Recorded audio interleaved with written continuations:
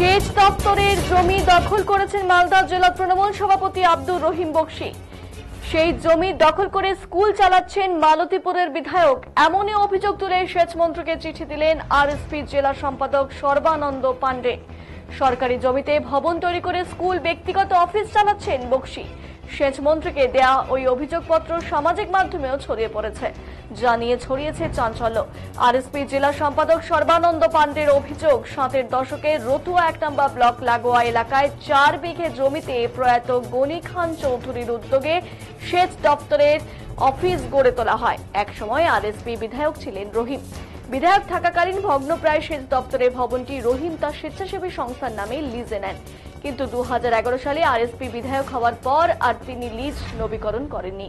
২০১৯ সালে তৃণমূলে যোগ দেন রহিম। তৃণমূলে যোগ দেওয়ার পর ক্ষমতার জোরেই সেচ দপ্তরের ওই জমি রহিম ও স্ত্রীর নামে রেকর্ড করে দেন।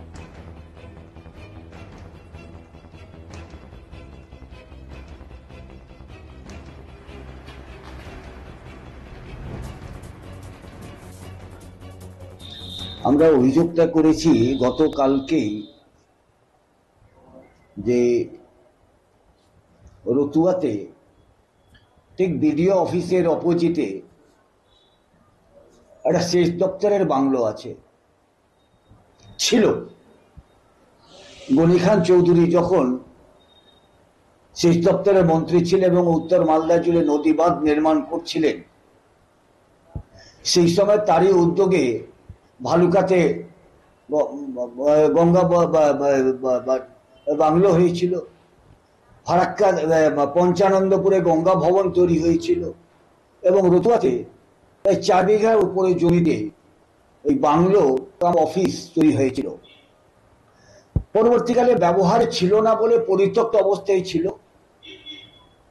এবং আজকে তৃণমূলের যিনি মালদা জেলা কমিটির সভাপতি, মালতীপুরের বর্তমান বিধায়ক, এক সময়ে মালতীপুর থেকে আরএসপির বিধায়ক ছিলেন, তিনি ২০০৮ সালে তার এক এনজিও আছে Malda north Malda rural development society, তার নামেই তৎকালীন সেচ মন্ত্রী সুভাষ নস্করের কাছ থেকে লিজে ওই বাংলোটি নিয়েছিলেন। সেচ দপ্তরের বাংলো লিজে নিয়েছিলেন এবং লিজ দেওয়ার আগে রাজ্য সরকারের পক্ষ থেকে ওই বাংলোটাকে নবীকরণ করা হয়েছিল, একদম গোটাটাই পরিষ্কার পরিচ্ছন্ন করে নতুন করে সেই বাংলোটাকে তৈরি করা হয়েছিল। তারপরে তিনি লিজ নিয়েছিলেন এবং লিজ দেওয়ার পর লিজ চলতেই তারপরে তিনি রিনিউ বন্ধ করে দেন, বিধায়ক নির্বাচিত হয়ে যান, তারপরে আবার পরাজিত হয়ে যান, তৃণমূলে যোগ দেন ১৯ সালে। ১৯ সালে তৃণমূলে যোগ দেওয়ার পরেই ওই বাংলোটার যারা জমি দিয়েছিল সেই জমিটা সরকারের নামে রেকর্ড হয়নি, রেকর্ডটা তাদের পরিবারের নামেই থেকে গেছে এবং সেই সুযোগটাকে কাজে লাগিয়ে রহিম বক্সী ওই বাংলোটা, গোটা এলাকাটা, তিনি ওদেরকে বললেন যে তোমরা একটা দলিল বানিয়ে দাও, আমি নিয়ে নিব এবং তাদেরকে কিছু টাকা পয়সা দিয়ে হোক কি যেভাবেই হোক দলিল বানিয়ে তিনি তার নামে রেকর্ড, তার এবং তার স্ত্রী আয়েশা খাতুনের নামে রেকর্ড ইত্যাদি সব করে ফেললেন।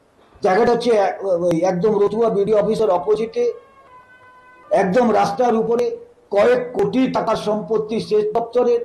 সেই সম্পত্তিটাকে তিনি আত্মসাৎ করলেন। স্কুল খুলেছেন, ওই কম্পাউন্ডে নার্সারি স্কুল চলছে এবং এটা করে নিয়ে তিনি করেছেন।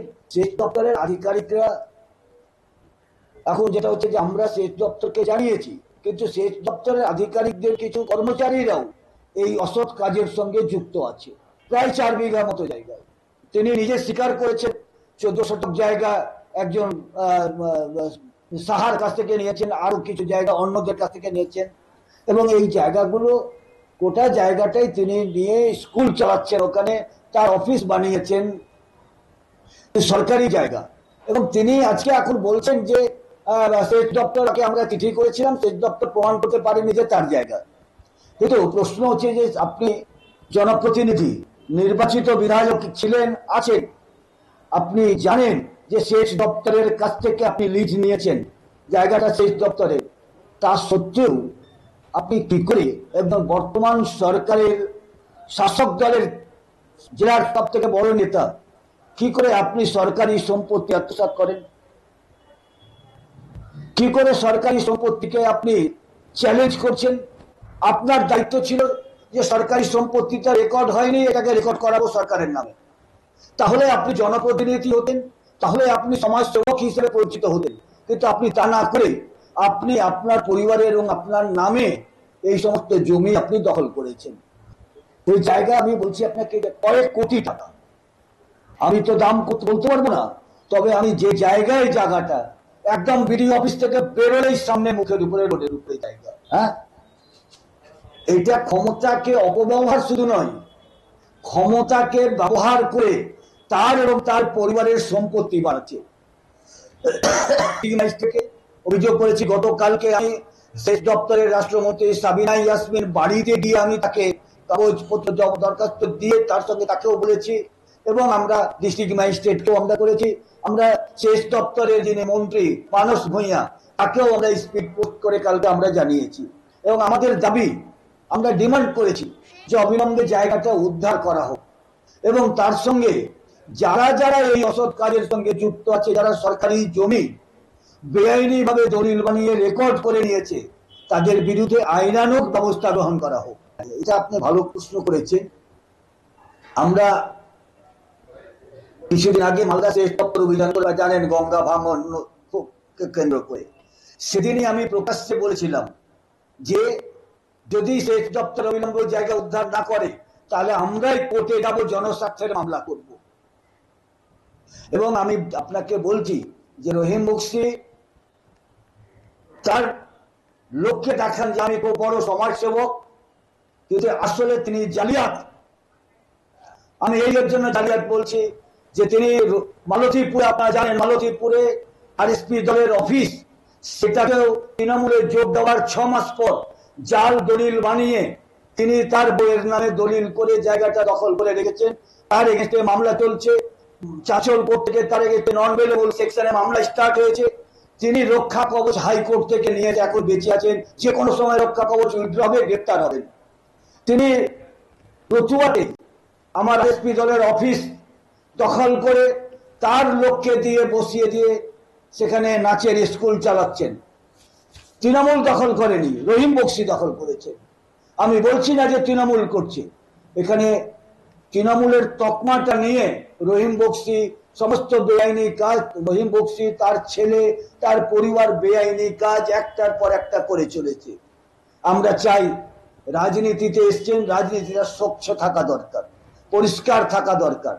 তিনি বলছেন আমি নাকি পাগল এগুলো করছি, তাহলে আমি বলবো সব থেকে বড় পাগল ছিলেন গনি খান সাহেব, যিনি পাগলের মতো উত্তরবঙ্গকে বাঁচাবার, উত্তর মালদাকে বাঁচাবার জন্য নদীবাঁধ নির্মাণ করেছিলেন। এবং নদীবাঁধ নির্মাণ করতে গিয়ে আপনাকে বললাম ভালুকা ডাক বাংলো, পঞ্চানন্দপুরে গঙ্গা ভবন যেটা গঙ্গাতে চলে গেছে, এবং রতুয়াতে এই বাংলো তিনি তৈরি করেছিলেন। তিনি ছিলেন কাজ পাগল মানুষ, আর আমি পাগল হয়েছি এগুলোকে রক্ষা করার জন্য। আর আরেকটা পাগল হচ্ছে যে আমি সম্পত্তিটা কিভাবে বাড়াবো, সেটার জন্য সমাজসেবীকে তকমা নিয়ে এই সমস্ত জমি জায়গা আত্মসাৎ করেছিলেন। যদিও এই প্রসঙ্গে তৃণমূলের জেলা সভাপতি আব্দুর রহিম বক্সি বলেন, বিধানসভা নির্বাচনের আগে তাকে বদনাম করার চেষ্টা করা হচ্ছে। যে অভিযোগ করেছে তিনি বিজেপির দালাল। আরএসপি দলের কে বলেছিল? এখন কিছু কিছু লোকের পায়ে তোলা থেকে মাঠে সরে গেছে, কিছু লোক দালালি করে বেড়াচ্ছে বিজেপির ইশারাতে কিছু লোক চলছে।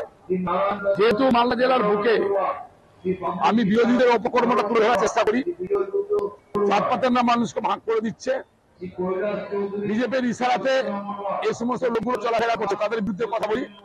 এরা ষড়যন্ত্র করছে নির্বাচনের আগে কি করে যে রহিম বক্সিকে বদনাম করা যায়, অপরাধ করা যায়। যেভাবে বিজেপিরা চেষ্টা করছে মুখ্যমন্ত্রীকে পদস্থ করার জন্য পালিত করছে, সেভাবে তারাও করছে। আমি যদি সম্পত্তি গ্রহণ করে থাকি, সে যদি ক্ষোভ থাকে, তার যদি মূলত থাকে, প্রমাণ করুক, আমি মাথা কাটে স্বীকার করি যে আমি কোনো দায়িত্ব করেছি। এরকম কোনো কাজ রহিম বক্সি করে না। কোথায় থেকে পেয়েছে, কি পেয়েছে, আমার ঠিক জানা নেই। সেই কথাটা আমি নিশ্চয় যখন দরকার পড়বে, যেখানে দরকার পড়বে সেখানে আমি হাজির হবো, সেখানে আমি প্রমাণ দিব। আর তার যদি বুকে পাটা থাকে, সে প্রমাণ দিবে রহিম বক্সি কথা কি প্রমাণ করছে। এটাকে বিজেপির চক্রান্ত। আর এই দালালটাকে সামনে করে নিয়ে মোটা অঙ্কের টাকার বিনিময়ে রহিম বক্সির বিরুদ্ধে কথাবার্তা বলাচ্ছে।